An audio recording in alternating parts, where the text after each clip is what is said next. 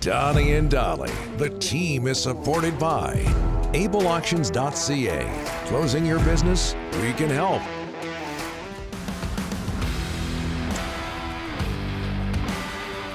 All of our guests today on this Friday ahead of a long weekend are brought to you by Tosaint Motors, and that includes Tosaint Ricketts standing by. Tosaint Motors celebrating its 32nd birthday with its anniversary sale. Choose one of 5 gifts with any vehicle purchase, including no GST. Get all the details at BesantMotors.com. The Caps host DC United on Saturday after 7 straight games on the road. They're 11, 9, and 10, 3 points out of second place in the MLS West. I would say things are going very well for them. They came up with a 2-2 draw down in Colorado the other day, which all things considered, I know Colorado hasn't got a great record, but 7 straight in the road, I think they can be fairly happy with that result. And Tosaint Ricketts joins us now. He is the Whitecaps liaison and player and club engagement. Quite the title. Toss, thanks for no kidding. Most things are hard for me to say, that especially so. Thanks for doing this. What exactly is your role with the Whitecaps?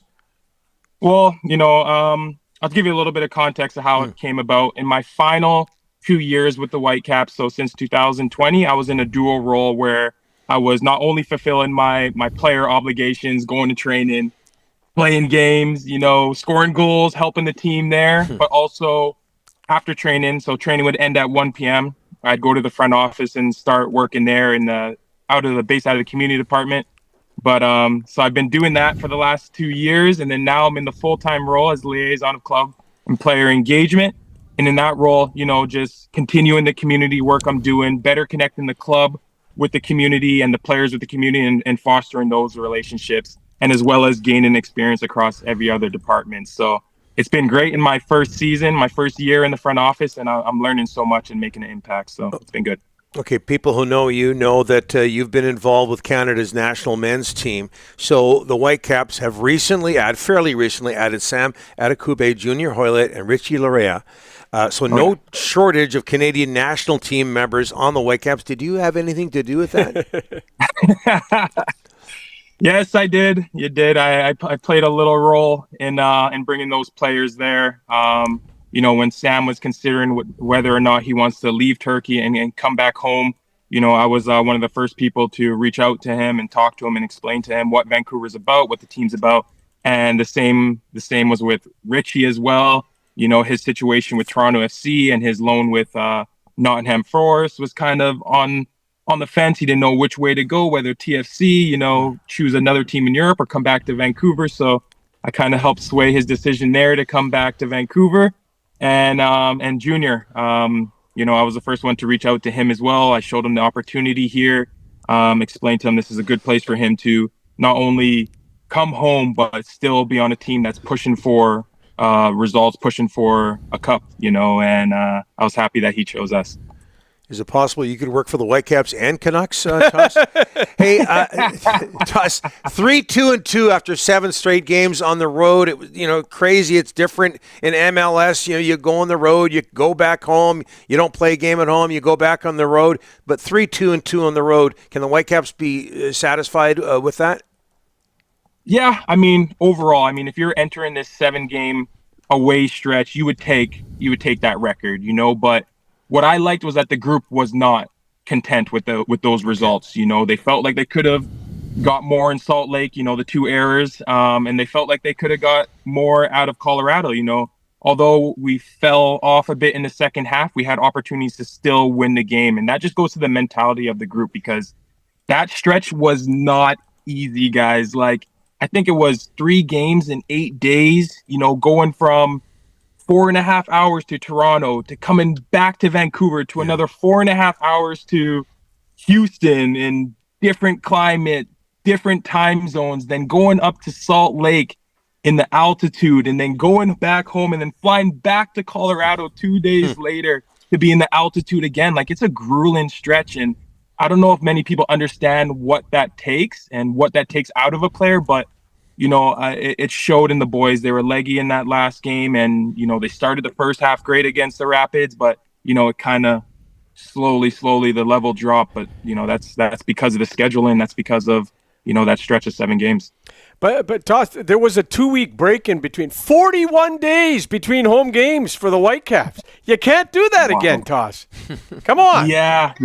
But it's not. There's a lot of people that can help in a situation like this. I know BC Place, they have a lot of dates. You've seen there's been concerts every weekend, so that plays a part in it. But also MLS, if we are going to have to do this stretch because of, external reasons, maybe MLS can, make the schedule so we're staying in the same region, so we're not having to go across to the Eastern Conference and then come back to the West and then down south. The trips were long to begin with, even on a normal schedule. But the MLS could have helped us. BC Place could have helped us get some more dates, but that's a conversation for the future. Tosh, let's go here. What do you like here? There's 3 of last 4 games at home, 1 on the road in Seattle, not too far away. But to get that top 4 spot in a home field in that first round, what do the Whitecaps got to do here down the stretch? 4 games left. I was doing the math, punching the numbers. It's tight, guys. If you look at the standings, it's very tight, and it's exciting. It may come down to decision day, but we're pushing for top 4. If you're thinking about a 3-game series, you play the first game at home, you go away. I don't know, maybe you slip up away. That rubber match is going to be here in Vancouver. Imagine the implications. Imagine having that game at BC Place. So that's what we want. That's what we want. That's what we're striving for, and now we're in a position to do that with 3 home matches, but it won't be easy. Before I let you go, you worked for TSN at the World Cup in Qatar. I think I've got that right.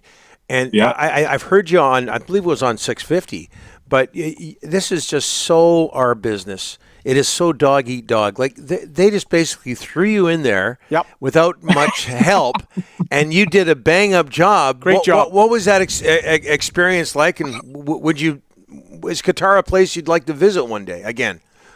The World Cup was fantastic. Qatar did a great job. What I liked about it was that it was so small, so all the stadiums were within 15, 20 minutes, 30 minutes, 8 stadiums, within, short distances. So the whole city, the whole country felt like World Cup. It was like World Cup world, and they put on a good show. But in terms of the experience with TSN, it was all new. I was definitely thrown in the deep end. I did not know what to expect. I didn't, I went in just with an open mind, and I'm happy I did it in the end because I learned so much about the broadcast and media business. I got to experience World Cup, support the Canadian boys, pump up my friends and stuff on national television, and it was a good experience. I'd definitely do it again. No, you did great, but like I said, it's dog eat dog. It's competitive, and you haven't got a whole lot of people helping you. But I really appreciate you joining us today, Tosaint. Wonderful. All the best in your new role. Thank you very much, guys, and take care.